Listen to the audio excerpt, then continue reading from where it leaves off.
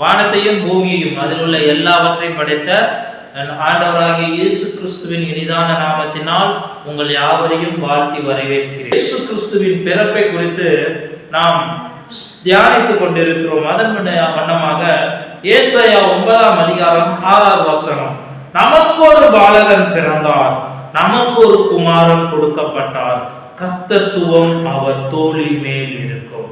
முதலாவதாக நமக்கு ஒரு பாலகன் பிறந்தார், நமக்கு ஒரு குமாரன் கொடுக்கப்பட்டார் என்று சொல்லப்பட்டிருக்கிறது. யாருக்காக பிறந்தார்? யாருக்காக அந்த குமாரன் கொடுக்கப்பட்டார் என்றால் உங்களுக்காகவும் எனக்காகவும் தான். அவருடைய சொந்த யூசுக்காக இந்த பூமியில பிறக்கவில்லை. அவருடைய சொந்த கிரியைகளை செய்யும்படியாக இந்த பூமியில பிறக்கவில்லை. அவருக்காக பிறக்கவில்லை.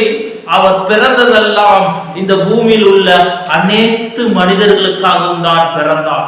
அனைத்து மனிதர்களுடைய பாவங்களை நீக்கும்படியாகவும், அனைத்து மனிதர்களுடைய இருளான வாழ்க்கையிலிருந்து அவர்களை வெளிச்சத்திற்கு கொண்டு வரும்படியாகவும், சாபத்திலிருந்து ஆசீர்வாதமான வாழ்க்கைக்கு கொண்டு வரும்படியாகவும், தரித்திரத்திலிருந்து ஐஸ்வர்யமான வாழ்க்கைக்கு கொண்டு வரும்படியாகவும் உங்களுக்காகவும் எனக்காகவும் பிறந்தார்.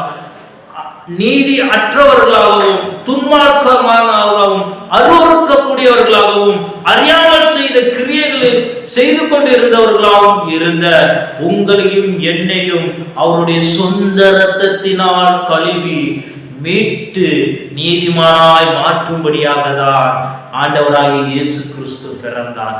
அதனால் இந்த இடத்துல அழகாக சொல்லப்பட்டிருக்கிறது, நமக்கு ஒரு பாலகன் பிறந்தார், நமக்கு ஒரு குமாரன் கொடுக்கப்பட்டார். வேற யாருக்காகவும் இல்லை.